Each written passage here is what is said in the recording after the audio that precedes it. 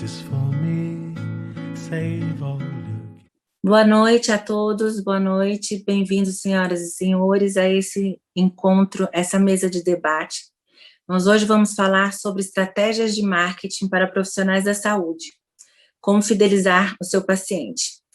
Contamos hoje com as presenças dos ilustres convidados, Dr. Cláudio Zanutin, Dr. Alexandre Cataoca, Dr. Raul Canal e Dr. Helder Lúcidos, que vai contar, a nos ajudar no nosso bate-papo como debatedor desse encontro.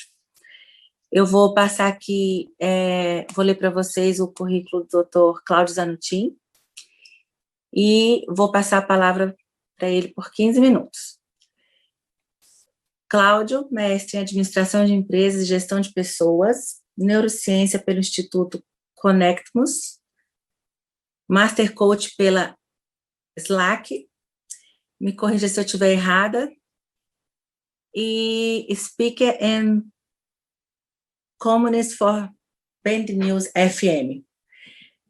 Doutor Cláudio, me ajuda, porque seu currículo é extenso, e é um prazer ter você aqui conosco, que você poder compartilhar com a gente todo esse conhecimento aí, porque a nossa área é mais técnica, né? Então, eu acho que você pode ajudar aos convidados nessa mesa de hoje. Vou passar para você 15 minutos. Ok. Bom, primeiramente, muito obrigado pelo convite. Me sinto mais uma vez honrado, né, doutora Fabiana, doutor Cataoca, doutor Raul, bom revê-lo, Helder, grande prazer estar aqui. Eu acho que tem alguns pontos importantes para a gente refletir e pensar diante desse tema que, na minha opinião, é desafiador para tudo quanto é lado, né, gente? Para tudo quanto é lado. Não só para aqueles que têm o viés técnico, não é? Mas também aqueles que têm o viés mercadológico. A gente vive momentos de grandes desafios. E quando a gente fala de excelência no atendimento, quando a gente fala de fidelizar, eu achei muito legal essa. Vamos focar, então, em algumas palavras que eu acho que aí nesses 15 minutos eu consigo, de alguma forma, trazer uma rápida reflexão para nós e para que possamos, de fato, sair com algo aqui que possamos utilizar amanhã. Eu acho que quando a gente fala a respeito de mercado, visão mercadológica, eu tenho um pouco disso. Vou segurar aqui, então, doutora Fabiana, mas a minha maior especialização hoje, eu acredito, e uma das coisas que eu mais estudo, não só dentro da neurociência, mas também o perfil comportamental do indivíduo, diria que, segundo outras vozes, não a minha, mas dizem que eu acabei me tornando um grande especialista na análise de perfil comportamental, entender e compreender um pouco mais do desenvolvimento humano, do comportamento humano, comportamento de consumo, enfim, coisas que a gente vai trabalhando e que acaba esbarrando muito na área de vendas, não é? Ou seja, todo mundo precisa vender. Independentemente do nome que nós empregamos aos nossos clientes, sejam eles clientes, pacientes, persona, avatar, né, público-alvo, enfim, nomes e nomes que vão colocando alguns adjetivos diante de nós como consumidores. No final da conta, todo mundo tem que pagar uma conta e quem paga essa conta é o consumidor final, sempre. Sempre haverá na ponta um consumidor final. Seja ele de um mercado mais complexo, como um mercado de commodities, por exemplo, onde você tem que produzir milho, sei lá, até chegar a pipoca na panela de alguém em casa para assistir um filme bem gostoso nesse friozinho diante de um Netflix, por exemplo. Tá certo? Então, tudo que eu falei tem consumo. Tem o fogão, tem a pipoca, tem o azeite, o óleo, a manteiga, tem a panela, tem o próprio Netflix, tem o sofá que você sentou, tem o tapete que você pisou, tem toda uma parafernália dentro da tua cozinha, dentro da tua sala, enfim, que alguém produziu e precisa acontecer. Isso está no mercado de bens duráveis, porque a gente consegue perceber isso, consegue tangibilizar. E a gente tem o mercado de bens não duráveis, que a gente consegue consumir um pouco mais rápido. Além de bens duráveis e bens não duráveis, a gente tem também um mercado de serviços, mas acaba sendo tudo produto. o serviço ele tem que ter valor agregado. E para fidelizar um cliente, fidelizar um paciente, valor agregado é o nome do jogo. O que as pessoas questionam muito é como é que eu gero valor para o meu cliente, para o meu paciente, não é? Como é que eu faço isso para gerar valor? Primeira coisa é ter um storytelling bem desenhado. O que é um storytelling bem desenhado? Qual é a jornada de experiência que o seu cliente, o seu paciente tem com você? Esse é o primeiro ponto que eu acho que tem que avaliar. Que tipo de história você conta? E a história tem que ser real, tem que ser verdadeira, tem que ser sincera, transparente, ética, praticada de forma ética, na moral, sem vigilância, para que seja percebido pelo cliente como uma formação de valor. E quando a gente trata a questão de valor percebido, nós não estamos mais falando de preço. Porque preço é preço, né? Preço é fácil de comparar, certo? Então você pega a cirurgia do Antônio, a cirurgia da Antônia, a cirurgia XPTO, com o nome XPTY, custa 10 em um, 12 no outro. Tá certo? Então, um é mais barato que o outro em 20%. Isso é fácil de tangibilizar. Mas a gente tem um mecanismo na história, na jornada, né, no customer journey aí, na jornada de consumo, na jornada do consumidor, que está diretamente ligado às experiências que o cliente tem em cada jornada, em cada ponto da jornada. Quem já foi à Disney sabe do que eu estou falando. Na Disney tem 2 tipos de gente só, tá certo? 2 tipos de gente. Tem o público e o elenco. O elenco serve o público o tempo todo. Então, na nossa clínica, na sua, no caso, eu não tenho clínica, né? Mas quem tem uma clínica, quem tem um escritório, quem tem, sei lá, um local de atendimento, presta um serviço a uma comunidade específica de clientes pré-determinados, porque também a gente precisa definir quem é o público-alvo. Qualquer um pode ir à Disney? Pode. Qualquer um. Tá certo? Todo mundo poderá ir à Disney? Não necessariamente. Existe um público-alvo desenhado para frequentar a Disneylândia, como também tem um público-alvo para frequentar a compra de uma Coca-Cola. Qualquer um pode comprar Coca-Cola? Qualquer um. Mas todo mundo tem condições de comprar uma Coca-Cola? Não tem. Tem gente da classe DE, por exemplo, do público DE, que não vai comprar uma Coca-Cola de 2 litros, ou então tem que juntar uma graninha para comprar, porque custa R$15, né? 14, 16, 18 numa loja de conveniência. Enfim, públicos definidos. Públicos definidos. Então, na construção da jornada, a primeira coisa que a gente tem que definir é qual é o público, com quem que a gente vai falar. Porque quem faz tudo o tempo todo para todo mundo não faz nada. Então, eu preciso definir com quem que eu falo, com quem que eu converso. Qual é o público-alvo? Você quer falar com quem? Qual é o recorte demográfico? Qual é o recorte social? Qual é o recorte político-econômico que você faz? Ou sócio-político-cultural, né, que você vai fazer? Eu acho que o melhor termo seria sócio-econômico-cultural. É o melhor termo para a gente poder dividir e entender o público e falar com quem tem que falar. A classe AA, né, no mercado de luxo, pode consumir Coca-Cola? Pode. Mas dificilmente você verá numa mesa de jantar um tubão de Coca-Cola vermelho e preto. Jamais você vai ver. Porque ele é servido em peças de prata por um garçom altamente especializado, ou pela governanta, ou pela equipe de atendimento da casa. Então tem público. A Coca-Cola fala com um certo grupo de pessoas. A Disney fala com um certo grupo de pessoas. Por que que as pessoas acreditam que tem que falar com todo mundo? Eu tenho que definir com qual público eu vou trabalhar. Esse é o primeiro ponto. E aí eu tenho uma jornada de experiência. Essa jornada de experiência vai começar aonde? Cada um desenha a sua. Vai começar no approach? Vai começar no primeiro contato? Vai começar pela minha atendente ou a minha assistente na clínica? Por quem começa? Quem dá o primeiro contato? Quem fala com o cliente a primeira vez, com o futuro cliente, com o prospect, com o lead, que às vezes a gente trata lead também, né? Aquele que nem prospect é um suspect. É um suspeito à compra, ele nem fez nada ainda, nem tem contato com a gente. Então, qual é a jornada de experiência que é desenhada até o momento em que o paciente tem uma nova experiência de compra? Porque muita gente delarga o cliente, não delega. A minha jornada como especialista, ela tem que acompanhar o cliente de ponta a ponta. Claro que ainda nesse tipo de produto, a gente tem desafios de como você se comunica com o mercado, como você se comunica pelas redes sociais, como você se comunica fora do mercado, no one-to-one, um a um ali, né? Tete a tete, vamos dizer assim, com as indicações. Qual é o formato de indicação que você faz? Doutora Fabiana, doutor Cataoc, doutor Raul e doutor Helder, o que eu vejo muitas vezes é as pessoas gastando um tempo danado, um esforço de recursos incrível para pescar fora do aquário. Quando poderia fazer um trabalho incrível com o bloco de clientes atuais, com o número de pacientes atuais, fazendo um bom controle da sua lista de clientes numa curva ABC. O que é uma curva ABC? Identificar quais são os clientes que têm maior recompra, maior faturamento, maior margem de lucro e classificá-los em A, B, C ou D, se for o caso, e fazer um trabalho de conexão com o cliente.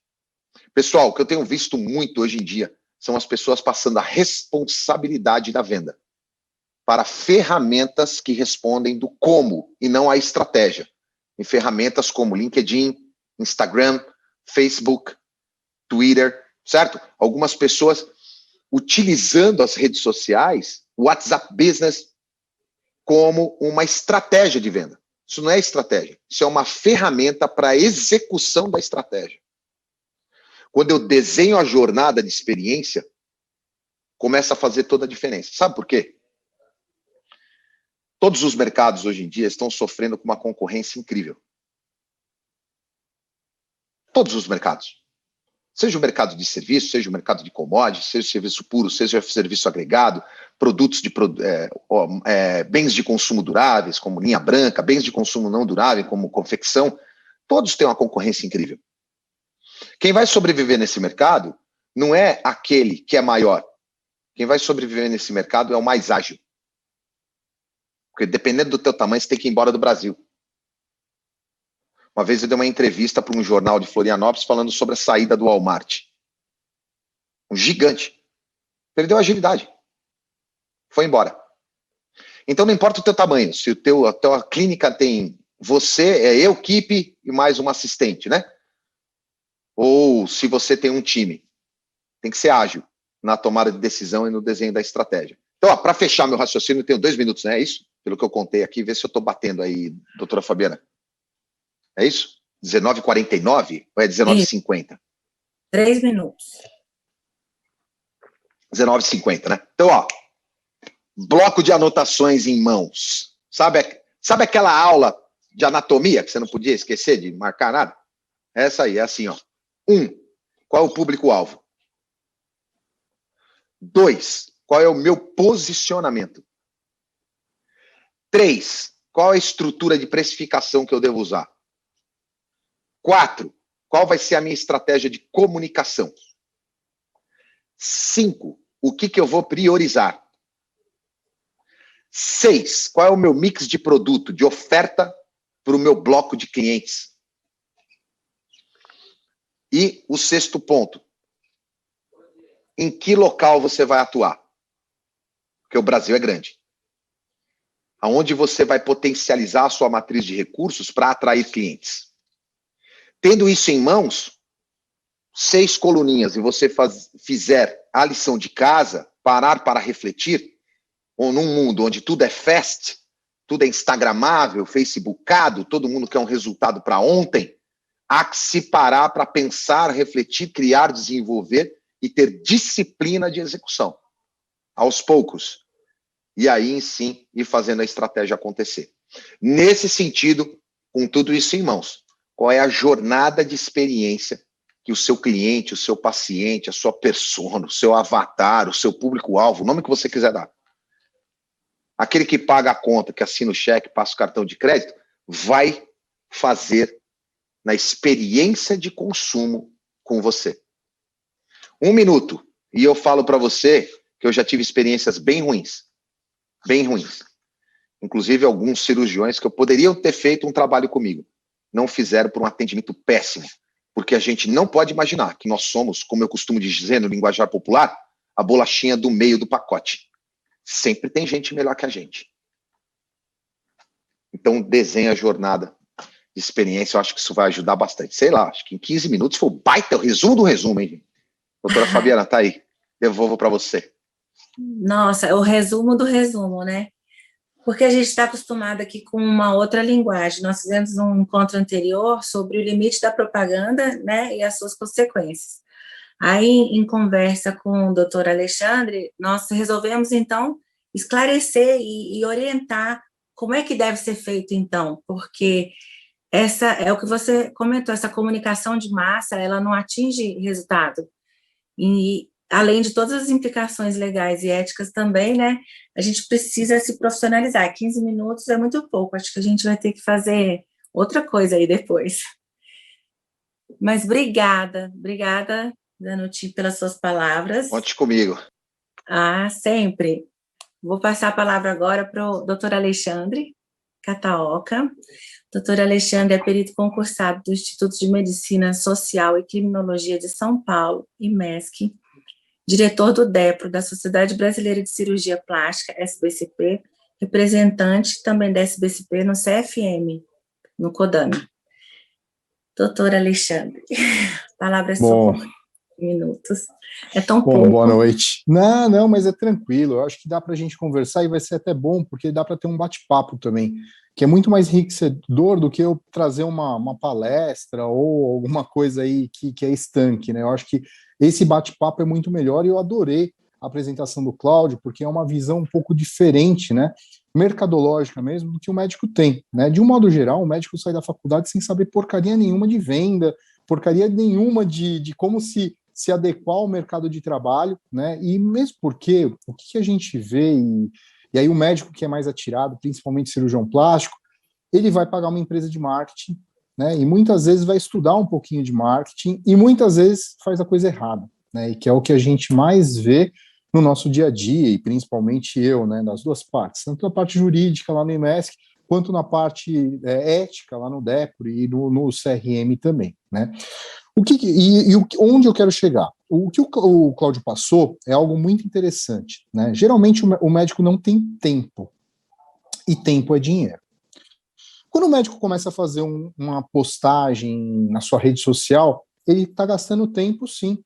E muitas vezes esse tempo está sendo desprendido no quê? Numa energia ruim. E o que é uma energia ruim para o médico? É fazer uma propaganda antiética. Aí muita gente fala, mas é essa propaganda que mostra fotos, essa propaganda que mostra os resultados é que vai trazer paciente para o meu consultório. Eu já vejo isso de uma maneira diferente. Vai te trazer pacientes que mais para frente vão gerar problemas. São pacientes que estão esperando resultados que muitas vezes não são atingíveis. E por que isso? Porque a medicina não é uma ciência exata. A medicina é uma ciência que ela precisa de inúmeros fatores esses que a gente chama de bióticos e abióticos, ou seja, o organismo que vai determinar aquilo. E quando você tenta vender um produto ou tenta vender um serviço, pode ter certeza que você vai ter grandes problemas. Então, um pouco diferente, né, dessa estratégia de marketing de venda na medicina como um todo, e eu falo especificamente da cirurgia plástica, o médico ele tem que mudar um pouquinho essa estratégia. E muitas vezes, eu assisti uma palestra fantástica agora, que a gente deu a palestra na Jornada Paulista, do Duprá. Né? O Rodrigo Duprá, ele traz um enfoque um pouco diferente. Né? Ele mostra a qualidade de vida, ele mostra outras coisas que não a cirurgia plástica. Às vezes vem um tema de cirurgia plástica, ele é cirurgião plástico de formação, às vezes vem a cirurgia plástica, mas ele quer mostrar qualidade de vida, quer mostrar que o paciente, antes de mais nada, ele tem que ter uma mudança de hábitos para fazer uma cirurgia plástica e a cirurgia plástica ser a cereja do bolo. Eu tenho esse enfoque também nas minhas redes sociais, se vocês tiverem a curiosidade de me adicionar e ver, é exatamente isso. A gente conversa de cirurgia plástica, claro, porque cirurgia plástica é o que eu sei fazer, mas a gente conversa de outras coisas. Eu acho que o médico ele tem que estar engajado nisso, né, na qualidade de vida, na mudança de hábitos, e isso sim vai te trazer pacientes, e é aquilo que o Cláudio falou sobre a busca de qual paciente você quer para o seu consultório. Não é fazer distinção de público, que eu acho que isso não é certo, porque ao mesmo momento que tem um paciente que de uma classe C e D, ele vai poder consumir um dia o seu produto também, se ele juntar seu dinheiro, se ele se programar. Você tem que atingir todos os públicos, mas atingir de uma maneira ética, mostrando qualidade de vida, mostrando mudanças de hábitos, e isso faz com que haja um engajamento, sim, muito grande, e isso mostra que você tem preocupação para o seu cliente, para o seu paciente. Então, essa mudança de marketing, do marketing sujo que a gente está vendo aí hoje em dia, né, dos médicos só mostrando resultados, para um marketing informativo, eu acho que isso é fantástico. Todo mundo acha que nós, e principalmente eu, né, por ser diretor do DEPRO, tá, dentro do CFM, como representante, é contra publicidade ou marketing na cirurgia plástica e na medicina. De maneira alguma. Eu sou totalmente favorável que quem deve falar sobre medicina, cirurgia plástica, é o médico, é o cirurgião plástico. Não é outro profissional, não é o blogueiro, não é o digital influencer, não é qualquer outra pessoa. É o médico que tem que falar isso. Porém, a gente tem algo que deve se basear. E esse algo que a gente deve se basear é o que a gente aprendeu na faculdade, que é o Código de Ética Médica. A gente tem determinações, que o CODAME ele bem determina para a gente o que pode e o que não pode. Então, assim, sou totalmente favorável que o médico faça, sim, marketing, que o médico, sim, apareça em televisão, que o médico, sim, apareça nas suas redes sociais, mas de uma maneira ética, não sendo um vendedor, porque a partir do momento que você coloca a medicina como venda, você vai responder como venda também. E isso é um grande problema. Bem sabe os doutores aí, advogados, eles sabem melhor do que eu isso. Quando o médico deixa de ser médico e passa a ser vendedor, ele vai responder somente por isso como vendedor. Então, o que eu queria deixar aí, eu sei que tem um monte de médico aí assistindo, o pessoal pediu o link aí, é que o médico deve sim se posicionar no mercado, tá? O médico deve sim aparecer na televisão, visto as minhas redes sociais. Pô, eu tenho um canal de rádio que eu participo toda semana, falo de saúde, falo de rock, que é uma paixão minha, tem nada a ver com cirurgia plástica, mas isso traz engajamento, sim, de pacientes ou futuros pacientes, porque vê o meu estilo de vida. E nisso da gente fazer o funil de vendas, né, que hoje está muito em voga, falar dos leads e tal, isso você faz também um funil de venda, porque você vê que é o paciente que vai te buscar, que vai buscar um médico ético, não vai buscar esses caras que só ficam postando isso. Então, mais uma vez, sou totalmente favorável que o médico tenha sua rede social, que o médico faça, sim, sua propaganda, que faça seu marketing com engajamento, porém dentro da ética. Isso a gente tem que estar bem delimitado, isso não vai mudar. Já trazendo spoiler aí do CFM, por mais que a gente está reescrevendo a 1974, a 2126, não tem jeito, não vai mudar essa coisa de fotos de antes e depois, não vai mudar fotos de resultados, porque isso seria um grande tiro do pé no judiciário, então civil e criminal, né? E seria um grande tiro do pé da responsabilidade do médico, do caráter do médico, prometendo ou trazendo algum resultado que é inatingível, tá? Eu vou só dar essa pincelada, porque eu acho que isso daí serve para que o nosso debate tenha um rumo, né? O que o Cláudio falou foi fantástico. Cara, você está de parabéns, porque assim, a gente vê que você trouxe algo muito interessante, mas, por outro lado, a gente tem que prezar que na medicina a gente tem uma ética que é um pouco diferente de uma venda de um produto. Nós não vendemos produtos, tá bom? Só esse é o recado, depois a gente vai bater um papo, Fabiano. Eu acho que a gente tem que trazer a introdução, como o Cláudio trouxe, como eu trouxe, mas para a gente discutir mais a fundo aí no bate-papo, tá bom? Obrigada, doutor Alexandre. Eu achei legal, porque a gente está fazendo um debate aqui com 3 visões diferentes, né? Então, a gente precisa achar um meio termo para alcançar esse público, para fazer esse marketing. O próximo expositor agora é o Dr. Raul Canal, advogado, especialista em Direito da Saúde, presidente da Sociedade Brasileira de Direito Médico e Bioética, ANADEM, presidente do capítulo brasileiro da Associação Latino-Americana de Direito Médico, a SOLADEM. Dr. Raul, por favor. Boa noite a todos, obrigado, doutora Fabiana, pelo convite. Prazer, um privilégio estar aqui. Boa noite, doutor Helder, doutor Cláudio, doutor Cataoca. Senhoras e senhores, doutora Fabiana, que temos aqui 3 opiniões diferentes sobre o mesmo assunto. Na verdade, é a segunda oportunidade que eu ouço o doutor Zanottin falando sobre esse tema. A segunda oportunidade. O doutor Kataoka talvez seja a 12ª ou a 13ª. E, todavia, a gente observa que a cada exposição, a cada conferência, a cada debate, o mesmo tema vem abordado pelo mesmo palestrante, pelo mesmo expositor, de uma forma, com um enfoque novo, com uma visão nova, ou vista por outro ângulo. Então, é uma coisa muito dinâmica, né? Então, é um assunto que não se esgota, não se esgota. Doutor Kataoka, hoje, por volta da hora do almoço, o senhor deve ter sentido as orelhas queimando de vermelha, né? Eu fiz uma aula para os residentes em cirurgia plástica, que fazem o curso integrado nacional, e o tema justamente era limites da publicidade médica. Então, quando eu falei das vedações, a cada vedação eu dizia no final, olha, e se fizer isso, vai conversar com o Kataoka. Ah, coitado! Vai sentar na frente do Kataoka, lá no DEPRO, e vai explicar.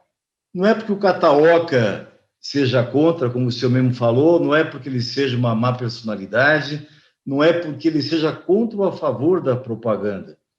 Pouco interessa a minha opinião se eu sou contra ou a favor da lei seca, né? Sou contra ou a favor, a lei está aí. Ou eu trabalho, se eu sou contra, ou eu trabalho para mudar a lei. Ou eu me comporto dentro da lei e só dirijo, e se beber qualquer álcool, eu não dirijo depois dele. Eu posso achar que o índice de tolerância do teor alcoólico seja muito raso, muito pequeno, a régua for muito alta, essa é a minha opinião. Mas o que importa é o que a lei diz. Então, eu me comporto dentro da lei, ou trabalho para mudar a lei, ou me lixo para a lei, bebo e saio dirigindo e me sujeito a pagar o preço. É simples assim. É simples assim. Quando você fala em marketing médico, nós não podemos ter na área de saúde a mesma agressividade publicitária que se tem nas demais atividades comerciais, mercantis ou empresariais. Por quê? O próprio artigo 220 da Constituição, que é o artigo que consolida a liberdade de expressão, a liberdade de pensamento, e que cada um pode expor, divulgar, propagar, publicizar as suas ideias e fazer propaganda do seu produto. O artigo 220, ele abre, você é livre para fazer. Mas aí ele vem nas exceções, e está lá no parágrafo 4º, dizendo que produtos como tabaco, bebidas alcoólicas, tratamentos, terapias, medicamentos, tem que se restringir e tem que ter sempre a observação das possíveis adversidades, dos possíveis efeitos contrários, dos possíveis efeitos maléficos. Então, não é o Código de Ética Médica. Começa lá na Constituição já colocando limites. Aí você vem para o Código do Consumidor e ele diz que eu não posso fazer propaganda enganosa. E aqui eu até gosto de fazer a diferença, eu sempre diferencio, embora não seja publicitário, não seja expert, mas o que eu entendo. Propaganda é sempre aquilo que se propaga uma ideia, uma ideologia. Então, eu faço propaganda política, e a propaganda eleitoral gratuita, inclusive o nome é esse, eu faço propaganda religiosa, eu faço propaganda filosófica, propaganda ideológica, isso é propaganda. Quando eu tento oferecer, divulgar, induzir alguém a consumir um produto, um serviço, não é mais propaganda, já é publicidade, certo? Então, a própria Constituição fala em propaganda, mas, na verdade, o legislador constitucional, no meu entendimento, ele se enganou porque é publicidade e não propaganda. Então, a publicidade médica, ela tem esses freios, certo? E a melhor publicidade sempre é o paciente ou o cliente, já que é uma relação de consumo. Acho que o médico pode chamar o seu paciente de cliente, porque ele está totalmente impaciente, né? Não é mais paciente. O cliente satisfeito, o cliente encantado, o cliente maravilhado com a experiência que ele teve no consultório, na clínica, na cirurgia, no pré, no trans e no pós-operatório. Esse cliente satisfeito é sempre a melhor propaganda. E eu, enquanto advogado, enquanto qualquer outro produto, eu comercializo, tenho atividade empresarial, mercantil, fora da advocacia também, eu sempre digo, eu quero ser lembrado sempre pela qualidade e não pelo preço. Então, eu não entrego o preço, eu entrego o valor. Eu entrego o valor, certo? Quando alguém diz que o doutor Kataoka, que o seguro da Nadem está muito caro, porque a Excelsior é 1/3 do preço, Eu digo, vai lá na BMW e fala que a Fiat é 1/3 do preço dela. Fala isso para a BMW. Vai lá na Porsche e fala que um Chevrolet é 1/3 do preço dela. A Porsche não está vendendo, não está disputando o preço. Então é a mesma coisa.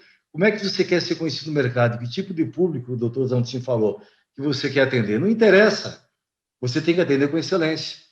Se a sua consulta é R$ 1.500, ou se é R$ 75, ou R$ 40, ou R$ 9 do SUS, não interessa. O seu atendimento não pode ser diferente. Ah, mas o SUS paga pouco. Você atende pelo SUS porque você quer.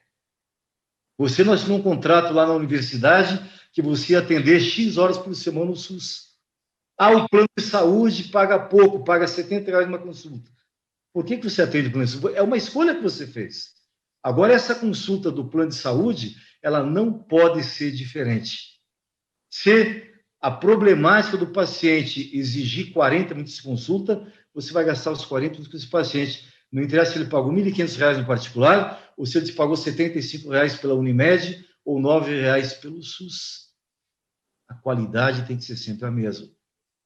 Então, se você vai no boteco pé sujo, que tem muito em São Paulo, sujinho, o boi na brasa, coisa e tal, e eu frequento esses lugares, como frequento o Rubaiá, não exige a mesma coisa. Mas agora, a carne não pode estar uma carne vencida, uma folha de alface murcha, mal temperada, sujo, sem higiene, sem Por quê? Não interessa o preço. Aqueles padrões mínimos você tem que oferecer sempre. E uma coisa que diferencia, doutor Zanutinho, o senhor falou da Disney aqui, o elenco e os convidados, se eu não me engano, a terminologia que eles usam o senhor falou elenco e público, eles falam convidados. Eles têm convidados, todos são convidados. E ninguém convida alguém para a sua casa para tratá-lo mal, a não ser que seja a sogra, né, doutor Cataoca? Tirando a sogra, qualquer pessoa que se convide para a sua casa é para tratar bem, certo? Por isso que a Disney chama de convidados, não é cliente, não é público, é convidados, nossos convidados. Então, acho que o paciente que vai à sua clínica, ao seu consultório, tem que ter esse tratamento. Só por parte do médico? Não, por parte de todo mundo. Da pessoa que serve, oferece o cafezinho, da pessoa que limpa o chão, da recepcionista, da telefonista, de quem agenda a consulta. Isso eu já falei para o meu endocrinologista, que é um ser humano maravilhoso, fantástico, inteligente, estudioso. E as consultas dele demoram de 40 minutos a 2 horas. Só que tem um problema. A agenda dele, às vezes, atrasa 2 horas. E isso eu falei para ele. O teu atendimento é maravilhoso. O teu. Agora, da tua clínica, isso para chegar até você, é uma droga. Eu usei outro adjetivo, inclusive um pouco mais pesado. Com toda sinceridade. Estou te dando consultoria gratuita. Não estou te criticando. Semana passada, eu fui à minha dermatologista fazer um procedimento e o meu horário estava agendado para as 9h40. Eu tive outras atividades anteriores. Às 9h15 eu consegui parar tudo para tomar o café da manhã para correr para a dermatologista. Tomei um café de péssima qualidade, um cafezinho, uma bolachinha e corri. Do caminho, mandei recado para o atendente. Vou atrasar 6 minutos. Preocupado, embora eu seja consumidor, preocupado com o meu fone, vou atrasar 6 minutos. Ele falou, venha tranquilo, porque aqui está 10 minutos atrasado. Cheguei, estacionei, subi e fiquei sabendo que, na verdade, a cliente das 9 havia sido agendado para as 9h40 também, no mesmo horário que eu. Então, fui ser atendido às 10h20 apenas. Aí eu falei para o dermatologista, eu poderia ter tomado um café da manhã com mais qualidade, eu poderia estar precisando passar na farmácia, comprar alguma coisa, deixei ele passar para vir aqui, eu poderia estar com o meu carro, o tanque quase vazio, precisava abastecer, mas deixei para abastecer para não atrasar, aí eu fico 40 minutos na sala de espera esperando. Então, quando você entra para o consultório, você já está num nível emocional de estresse. O atendimento médico não vai ter o mesmo resultado. Você fechou os chakras. Por quê? Estragou a experiência antes dela começar. Ninguém espera 40 minutos numa sala de espera, numa antessala, e permanece tranquilo, permanece sereno. Algum estresse emocional ele vai sentir, certo? Então não adianta eu ter 2 milhões de seguidores nas redes sociais, não adianta ser um cara bacana, eu ser o melhor cirurgião plástico de São Paulo, eu dar consultoria na Ana Maria Braga, se eu deixo meu paciente 1 hora esperando se a experiência não é boa. Ou se eu faço tudo isso, faço a cirurgia maravilhosa e depois o paciente tem uma dúvida no dia seguinte, na outra semana, e eu não atendo o celular, não respondo o WhatsApp, não me presto a dar aquele esclarecimento, acalmar aquela dor, aquela angústia, aquela inquietude que o paciente tem. Então, esse é o grande problema. O melhor marketing é esse. Demora mais, demora. Porque você vai deixar um paciente satisfeito, encantado, que pode trazer mais 1, mais 2. Se esses 2 ficarem encantados, vão ter que trazer mais 3 ou mais 4. Então, você vai demorar talvez 5 anos para fazer uma carteira que uma blogueira te traria em algumas semanas. Mas você vai criar uma base sólida, uma carteira consistente, uma carteira fiel, já que o termo aqui é fidelização. Doutora Fabiana, controle o meu horário, por favor, tá? Eu não estou observando o horário aqui, me chame a atenção. Então, o marketing, a melhor propaganda... Já acabou? Doutora Fabiana? Vou te dizer, 3 minutos. Tá, mais 30 segundos só demoro para responder, eu perdi aqui. Então é 3h30. É porque eu não recebi, eu não ouvi. Tá, vai, continue. Então, pessoal que está nos assistindo aí, é isso. É lembrar que, em primeiro lugar, você está tratando um ser humano. Você não está tratando de uma doença, está tratando de um doente, Numa palestra para os dentistas, semana passada, eu disse isso. Você não tem que tratar do dente, você tem que lembrar que você está tratando do dono do dente. Não é tratar do dente, você tem que tratar do dono do dente. O dente não sente emoções. É o dono do dente que sente emoções. E todos nós vivemos por essa razão. A gente vive para sentir e para provocar emoções. Eu digo o seguinte, ninguém vai a um restaurante, a um bar à noite para beber um vinho ou para comer um filé. Vai para sentir emoções e para provocar emoções. Quando eu procuro um médico, se eu procuro o Kataoka, ou eu quero ter uma emoção mais positiva, eu quero me sentir mais bonito, mais agradável, mais agradável aos olhos dos outros e provocar emoções, ou quero me livrar de uma emoção que me incomoda, um sentimento de rejeição, um sentimento de autorrepulsa, um sentimento de minusvalia, uma baixa estima que eu quero me livrar dela. Ninguém vai a um motel para fazer sexo, vai para sentir emoções e para provocar emoções na outra pessoa. Essa é a realidade.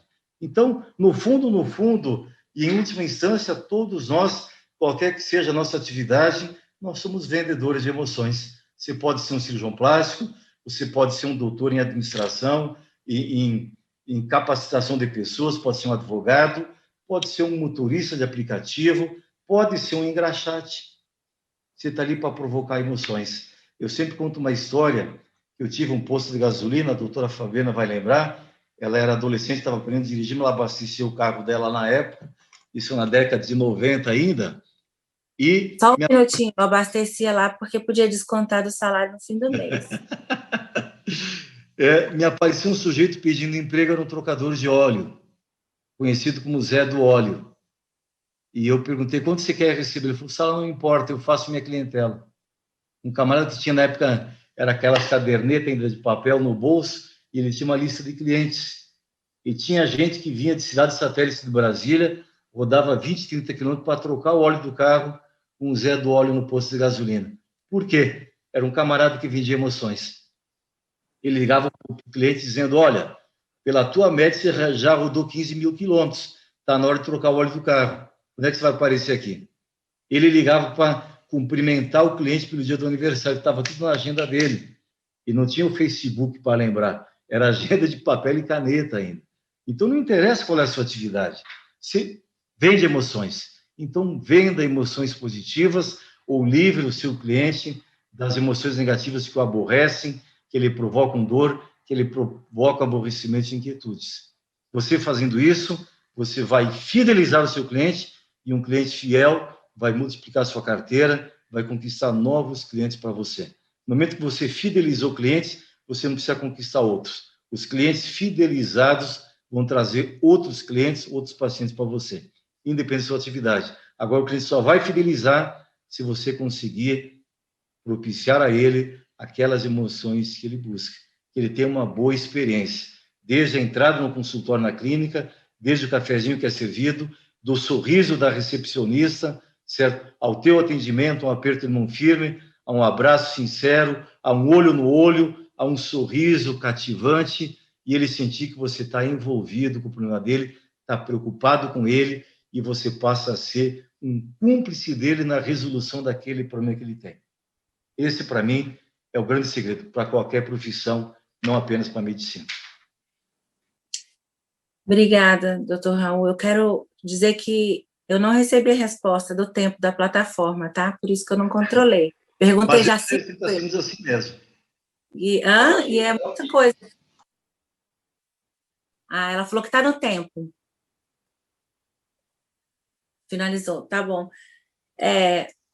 Tá vendo? Já está acostumado já.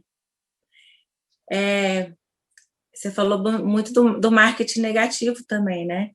Porque ele existe, né? E isso aí, essa humanização da medicina, esse tratamento, essa relação médico-paciente é muito mais eficiente do quanto você gastar em redes sociais, não vai alcançar o objetivo como, né? Eu queria dizer aos nossos convidados, eu esqueci de dizer no início, que as perguntas podem ser feitas ao final, através do nosso chat. E agora eu vou passar a palavra para o Dr. Helder Lúcidos, para fazer um debatezinho de 5 minutos, compartilhar a sua experiência. E Dr. Helder Lúcido, ele é conselheiro jurídico e científico da ANADEM, vice-presidente da Soladem do capítulo São Paulo, especialista em Direito Médico da Saúde, e o mais importante, meu sócio. Esse é o único currículo que eu sei de cor. Boa noite a todos. Queria primeiro desejar um feliz dia do amigo, em especial para minha amiga e sócia Fabiana, meu amigo Raul, Alexandre, Zanutin, né? Alexandre, a gente tem discutido desde o ano passado sobre essa questão da publicidade junto com a sociedade. A gente tem acompanhado o trabalho dele nos congressos, nas palestras, né? A luta dele junto ao DEPRO com relação à questão da publicidade ética, né? E esse mês a gente teve uma sentença, e eu até cheguei a discutir com ele na semana passada, conversar com ele na semana passada, na Jornada Paulista de Cirurgia Plástica, que vem muito demonstrar e materializar o discurso dele, né? E o que a gente tem visto na prática, a realidade dos tribunais, né? A realidade do processo, quando a gente fala de um evento adverso na área médica, eu tenho um processo, esse processo vai passar por uma perícia e o juiz ele vai julgar com base nessa perícia. Se é cirurgia plástica, né, o juiz ele vai se basear basicamente no laudo pericial para dar a sua sentença. Mas, curiosamente, nesse mês a gente teve uma sentença que vai totalmente contra esse caminho natural do processo que a gente acompanha aí há mais de 2 décadas atuando na área do direito médico, né? A gente teve uma sentença em que o juiz ele dispensou a prova técnica, julgou, que a gente chama de julgou processo antecipadamente e com base na publicidade do médico, com base na propaganda que o médico fazia, com base na publicidade que a clínica do médico fazia, um caso de cicatriz, né? Um caso que, pelo histórico que a gente acompanha, né? Cicatriz é uma questão que está associada às características do paciente, independe da atuação do médico, né?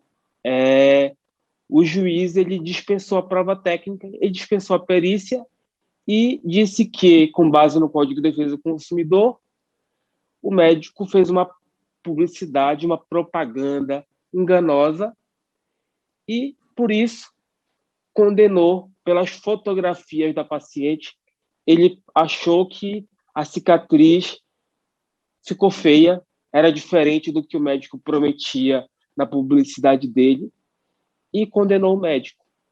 Então, isso traz para a gente essa reflexão que o DEPRO, a sociedade, tem buscado de que não existe mágica na cirurgia plástica, não existe só resultados maravilhosos, né?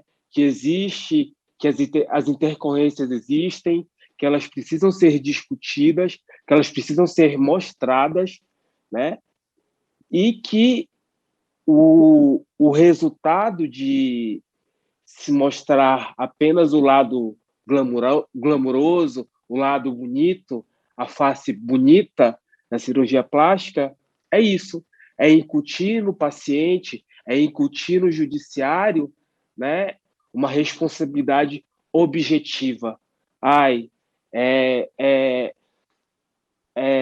Fórmula de bolo. Se não deu certo, a culpa é do médico, né? Então, se a cicatriz não ficou boa, a culpa é do médico que não fez certo.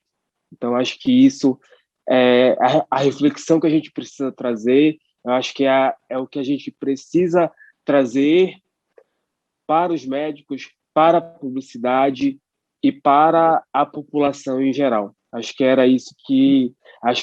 esse o debate que a gente precisa fazer cada vez mais. Eu devolvo a palavra para os demais e parabenizo Raul, Zanutin e Alexandre pela palestra brilhante, como sempre. E a Fabiana como moderadora maravilhosa. Obrigada. Obrigada, Helder. Eu queria agradecer a sua participação também. Hoje o público está tão rico aqui, a gente tem recebido tantas perguntas que eu estou ficando assim, clientes e amigos que a gente faz ao longo dessas 2 décadas aí de atuação na área.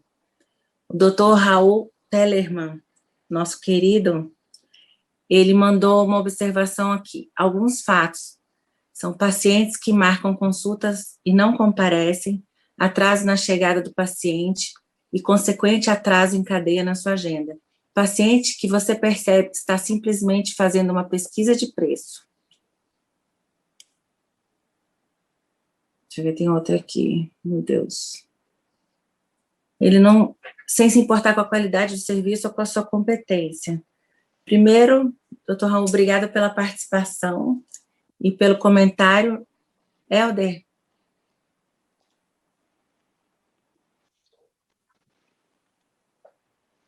Primeiro eu queria dar boa noite para o Dr. Raul, Dr. Raul Tellerman. Dr. Raul Tellerman é perito do IMESC, atua lá junto com o Cataoca também, né? E a gente acompanha o trabalho do Dr. Raul Tellerman há alguns anos, né, nos processos judiciais e perito muito justo, muito gabaritado e que a gente admira muito nos processos. Eu acho que concordo com o que ele fala. Eu acho que isso talvez o Alexandre ou o Zanutin possam responder melhor, mas acho que isso faz parte da dinâmica do consultório e da atividade médica, né? Eu acho que essa questão do tempo, né? A gente teve uma aula na semana passada, um curso que a Fabiana está fazendo, e uma coisa que foi dito lá, que é valorizar o tempo do outro, né? Acho que isso é muito importante. Você se preocupar com o tempo do outro, valorizar o tempo do outro. Então, acho que isso falta para o paciente, acho que vai uma cadeia, né? O paciente não valoriza o tempo do médico, o médico, às vezes, não valoriza o tempo do paciente, e isso vai gerando esse atrito, esse estresse no consultório de uma maneira generalizada. Helder, sempre será de responsabilidade do prestador de serviço, quando a gente fala de mercado, a gestão do cliente.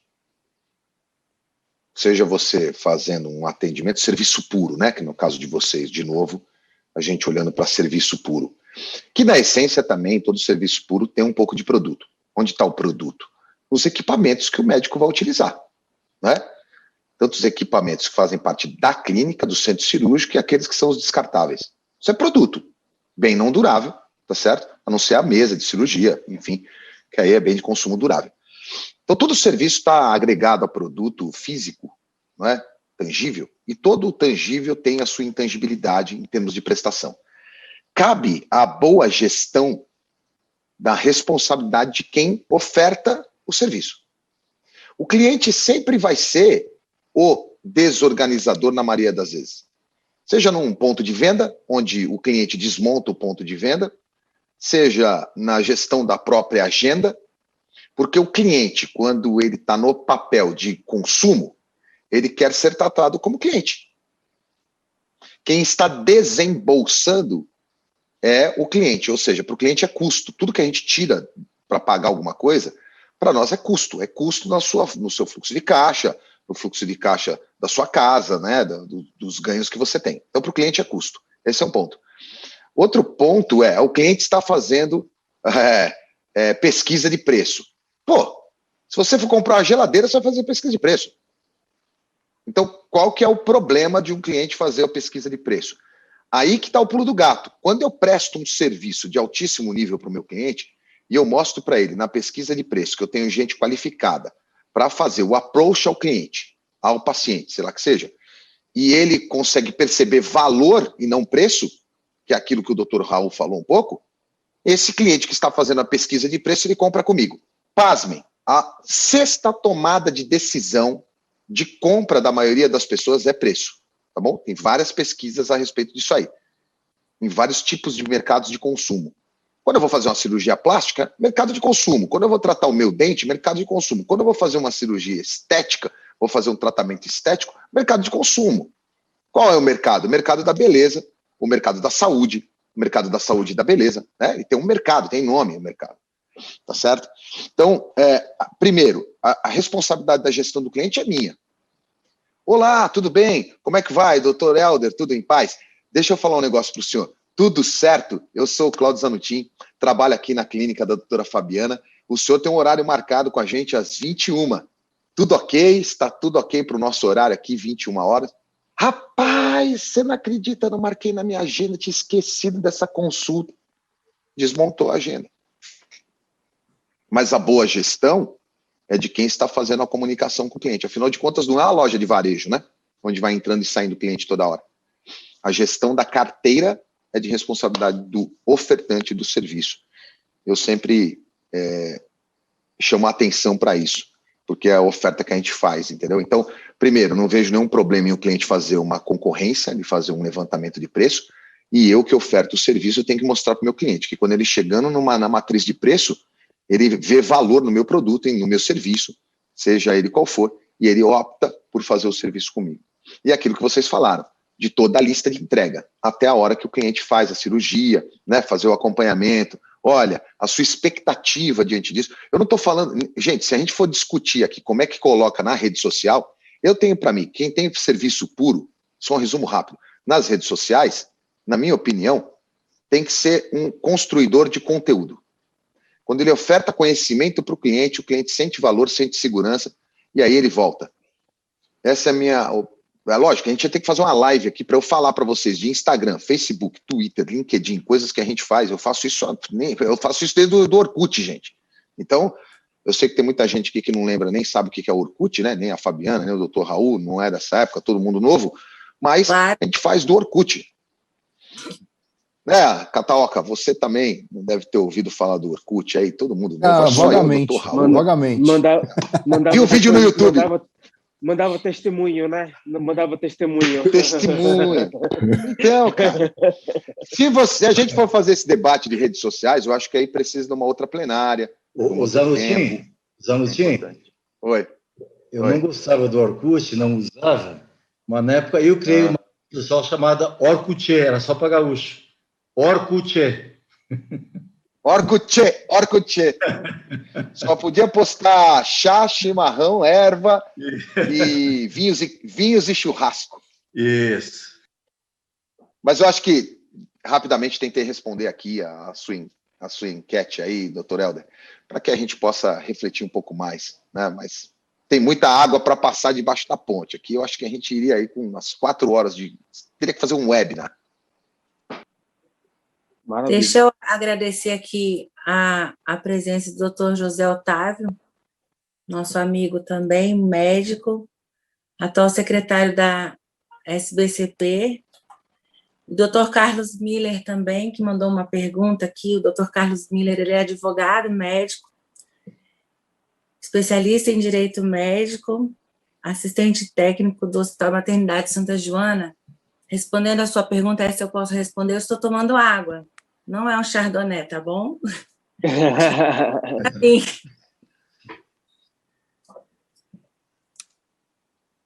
Doutor Alexandre, tá tão quietinho? Eu tô aprendendo aqui, né? Não.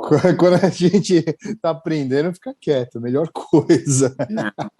Eu acho interessante essa visão diferente da que a gente tem conversado, né? É uma mais técnica, eu acho isso... Não, mas o que o Zanutin está falando, e eu sou muito... Assim, eu discordo um pouquinho do que você falou, Fabiana. São visões diferentes. Na verdade, eu acho que o final das contas é a mesma visão, né? Eu acho que tem alguns pequenos pontos só, que é óbvio, né? Que a gente esbarra assim na parte ética, e eu acho que isso é benéfico para a medicina, né? A gente tem que ter esse limite, né? E a gente já bem falou na outra live aí, né, sobre os limites, e a gente tem que ter limite. Eu acho que o cirurgião plástico, o médico, não pode fazer tudo a bel prazer, achando que nada vai acontecer, não, muito pelo contrário, porque é uma vida que está nas nossas mãos, né? Quando uma pessoa te procura, e isso é muito importante no marketing, né, a gente passar, quando a pessoa te procura, é porque a pessoa tem toda a segurança em você, né? E você tem que passar isso, sim, nas suas redes sociais, você tem que passar isso, sim, nas suas conversas, tem que passar isso, sim, na sua consulta. Esse é o melhor marketing, é essa confiança que o paciente tem para com você. E o que o Raul bem falou, e isso para mim, é uma premissa, o melhor paciente é aquele que vai divulgar o seu trabalho para outras pessoas. São esses pacientes que vão fazer a sua cirurgia, vão operar com você, e não vão estar tão ligados com o valor, com o preço, né? Eles vão saber do valor, mas não vão saber do preço. Então, assim, pessoal, eu acho que os pacientes que fidelizam são aqueles pacientes que têm toda a confiança em você.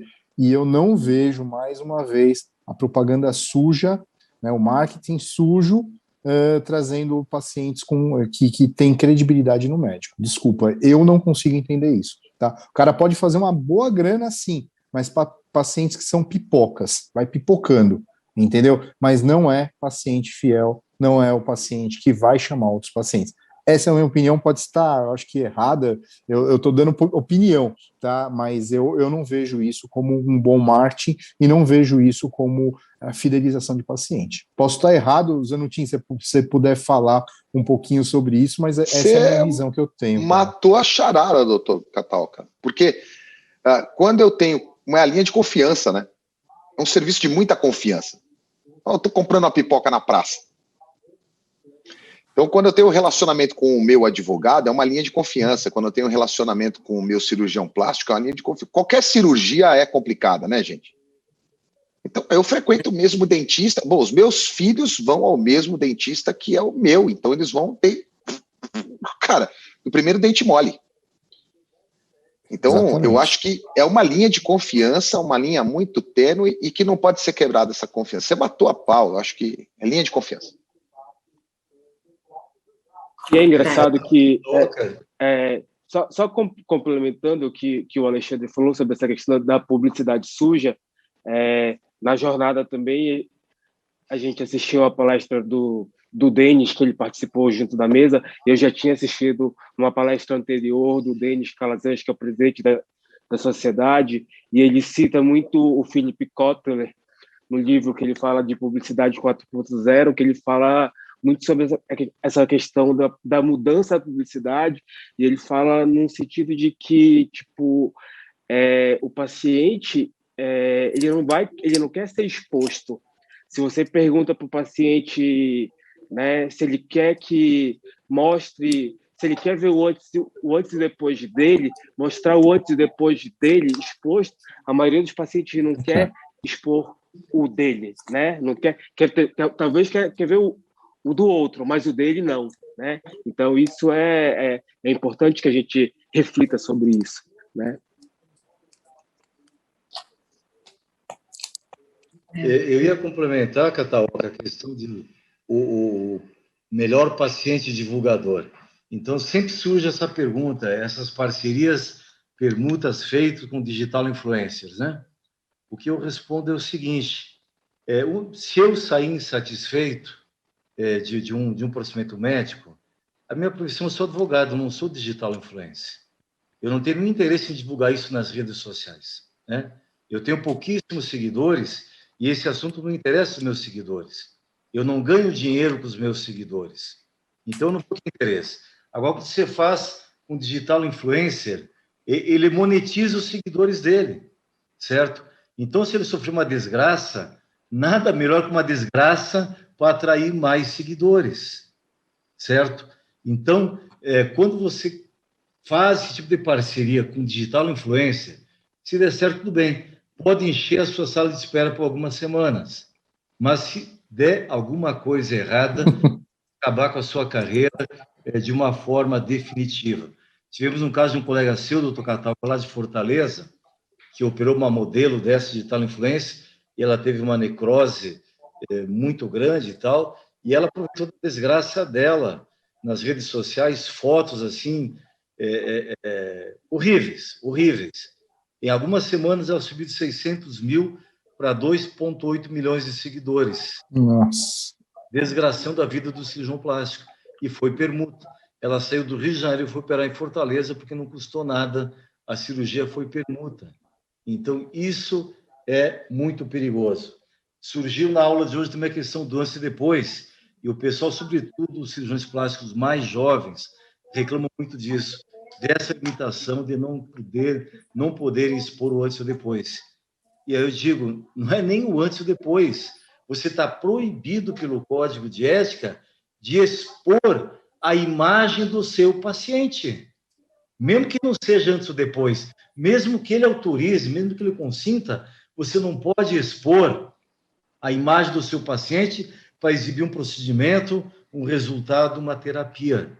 Você pode bater foto, publicar no Facebook, jogando tênis aquele fim de semana, fazendo um churrasco, na praia com ele, você no shopping, tudo bem. Agora, não enquanto médico e ele, paciente, você expor a imagem dele, mesmo que ele concorde com isso. A única exceção que é feita é para fins científicos, em eventos da especialidade médica, onde depois para os seus colegas, como caso científico.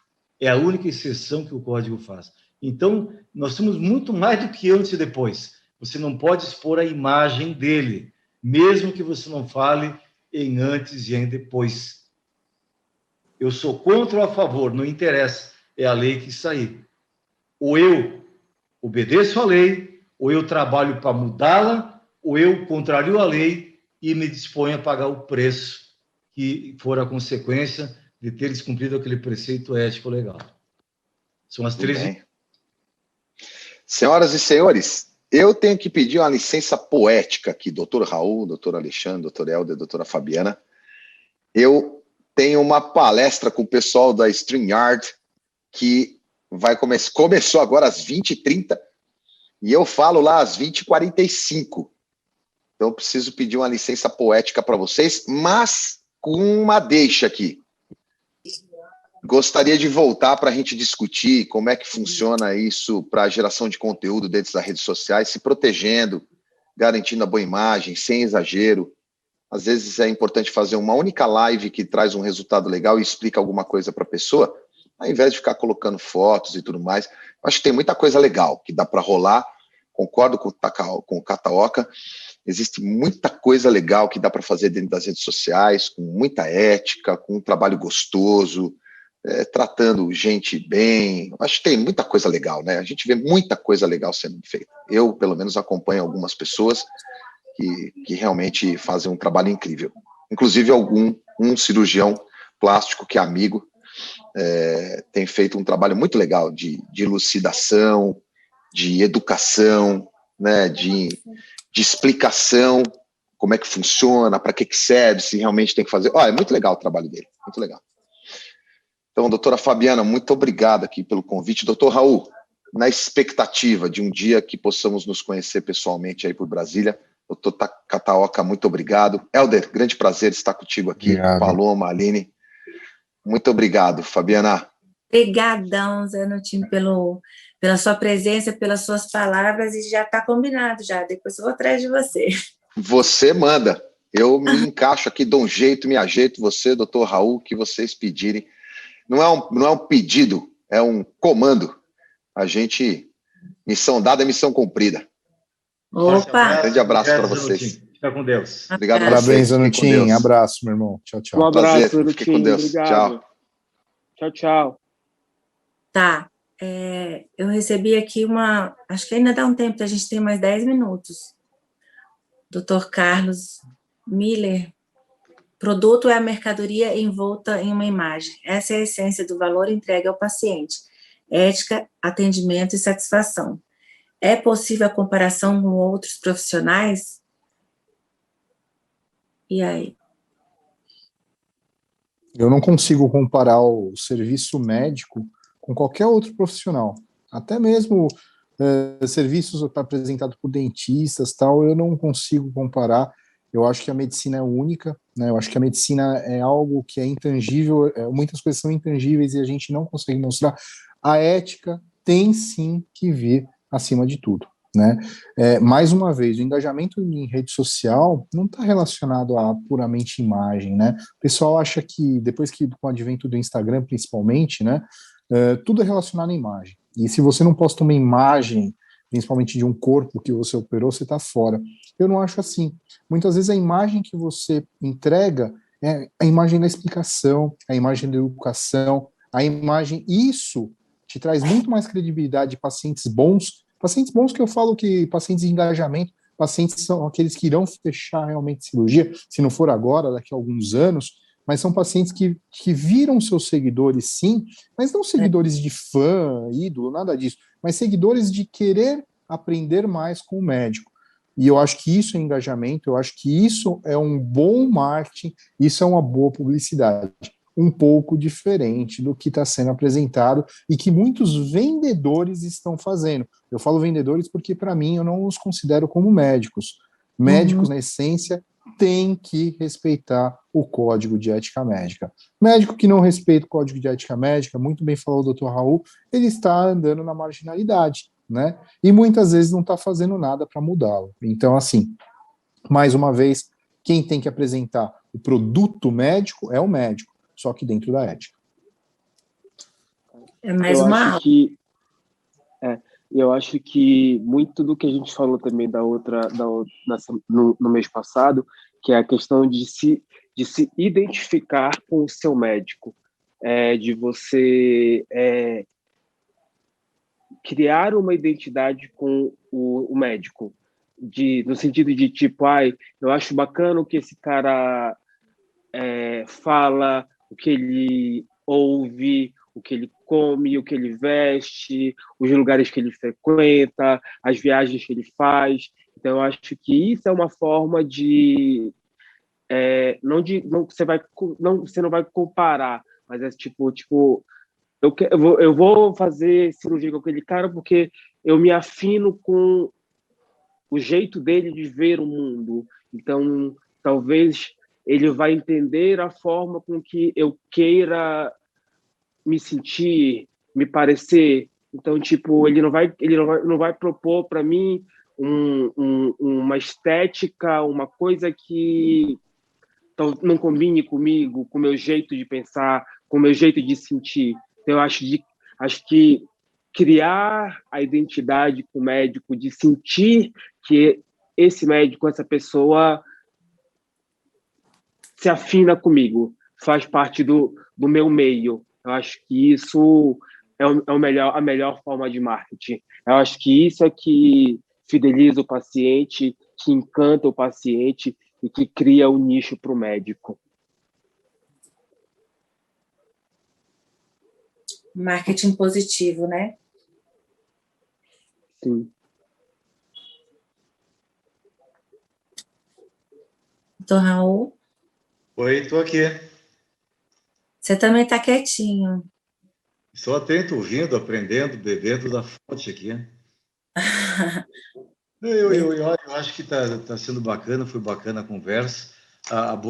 Embora um assunto talvez repetitivo, mas a gente conseguiu abordar novos aspectos, ao meu ver, né?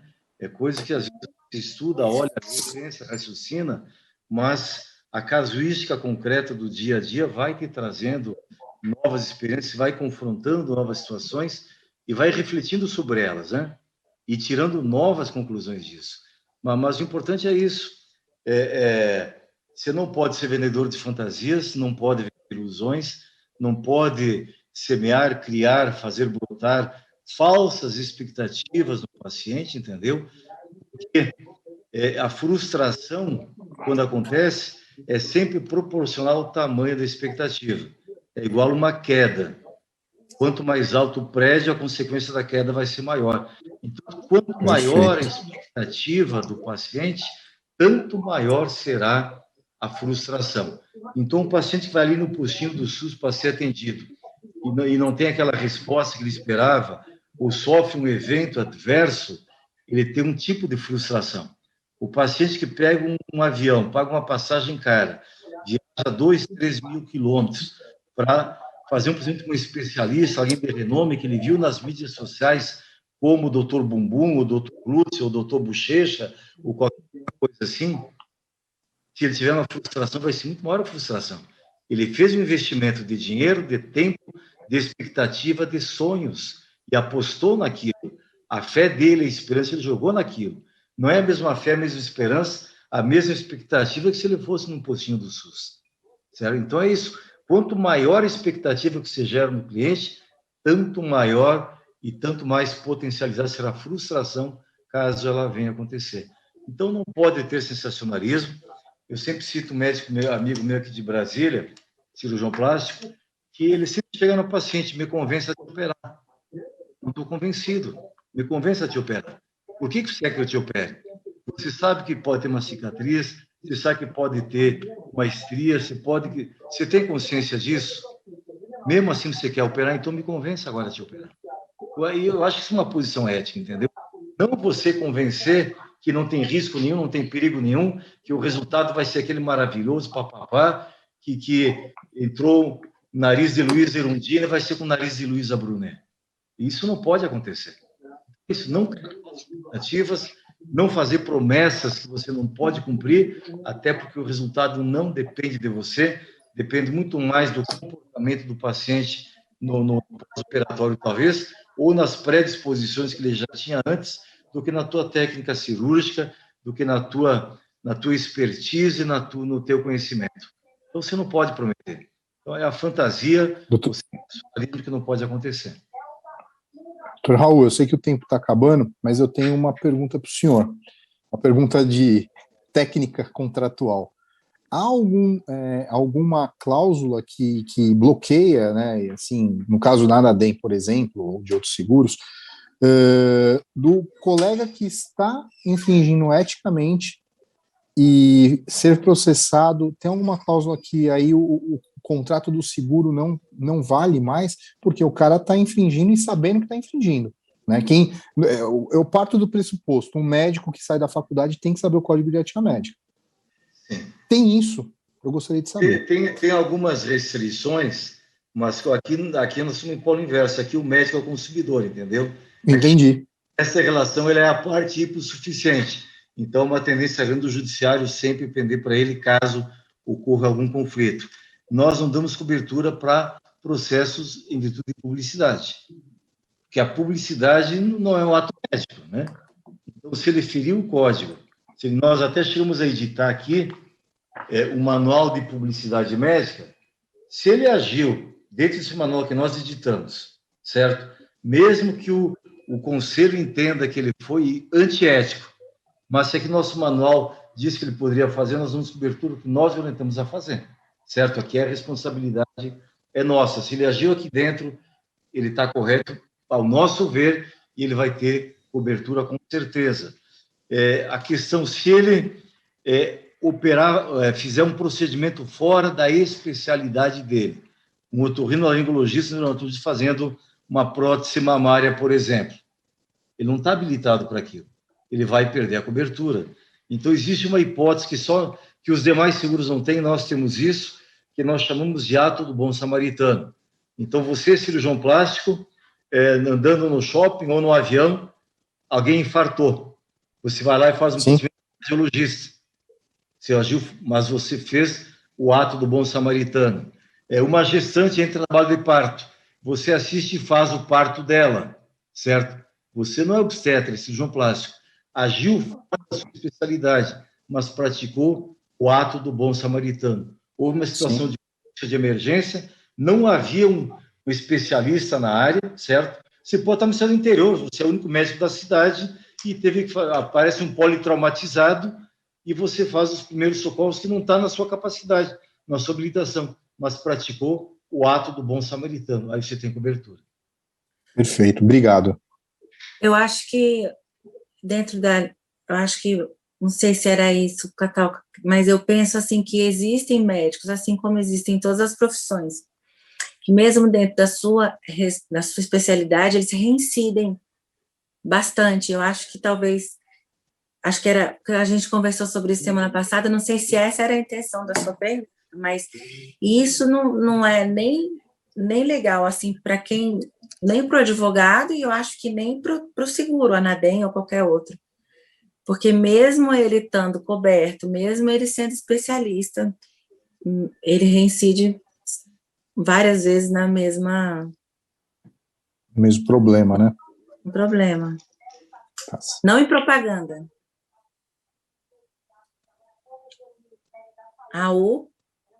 Escutou? Copiou? Desculpe, doutor Roberto Bijos, de São José dos Campos, ele está nos assistindo aqui e mandou no meu celular privado aqui uma mensagem e eu fui responder a ele que estava insistente aqui. Aí eu perdi. Nós estávamos falando aqui que, não sei se foi essa a intenção da pergunta do Cataoca, mas como nós conversamos sobre isso há um pouco tempo, existem médicos que dentro da especialidade deles reincidem no mesmo erro. Sim, sim. Entendeu? Não estamos falando mais de propaganda. Então, assim, esse médico faria jus a uma cobertura da Anadem ou de qualquer outra seguradora, entendeu? Porque não é bom nem isso, nem, eu penso, opinião pessoal, nem para o advogado, né, e nem para a empresa. Não é isso? Nós temos um dispositivo no regulamento que diz que se ele age constantemente fora da ética, ele pode ser excluído. Ele pode ser excluído.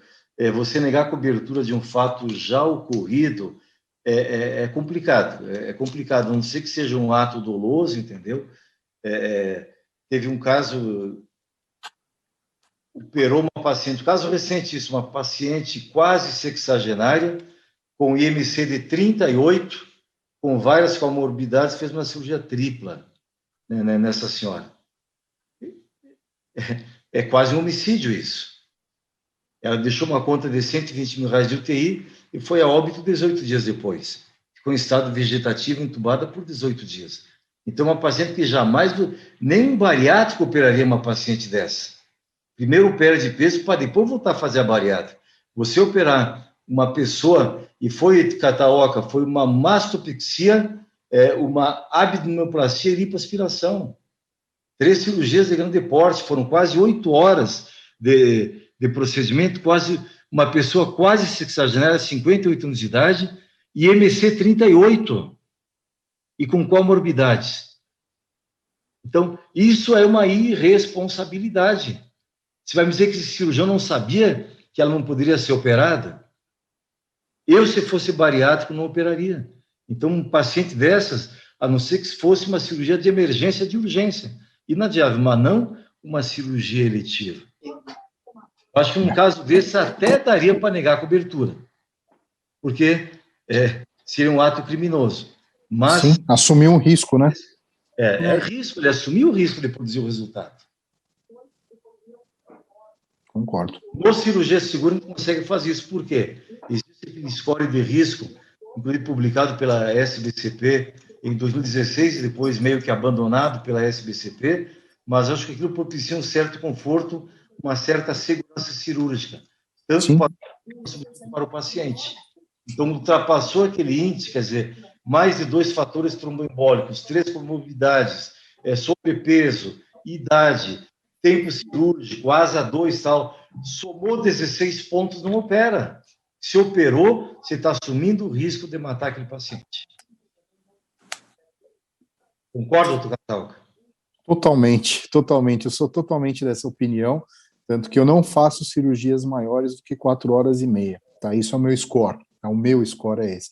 Embora não tenha na literatura nada que seja tangível quanto a isso, porém a gente sabe que a mortalidade aumenta com o tempo cirúrgico, morbidades associadas, etc. Então, ao meu ver, também é a mesma coisa, tá? Eu penso do mesmo jeito. O nosso índice aqui no Cirurgia Segura, e nós temos uma casuística aí só do ano passado, nós fizemos um estudo em quase 22 mil cirurgias. Então, a casuística no passado deu 1,92, ou seja, a cada 1.000 cirurgias, 19 deram problema. Uhum.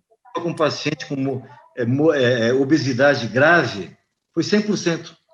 Todos os pacientes segurados pelo Segura que foram operados com obesidade grave deram intercorrência. 100%, sem falha nenhuma. Sem condições. Cirurgia tripla, quando a abdominoplastia está presente na tripla, esse índice de 1,92 sobe para 13,8. Ou seja, você multiplicou por 7 o risco do paciente. Por que não fazem 2 tempos cirúrgicos? Faz um agora e volta a fazer outro. Concordo.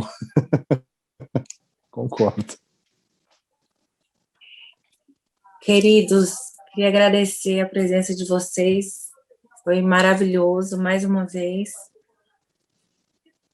Aos que nos assistiram também, né, pela paciência. Já passamos um pouquinho do horário. Obrigada. Culpa da Aline que não alertou. Coitado, alertou. Obrigado, viu, pessoal? E sempre estou à disposição aí. Nossa, muito obrigada. Obrigado, viu, pessoal? Obrigado, gente. Partilhar com a gente do conhecimento. Obrigado. Tchau, Boa noite. Boa noite. Tchau. Boa noite, Alder. Tchau. Tchau. Um abraço, Alexandre. Um abraço, Raul. Tchau.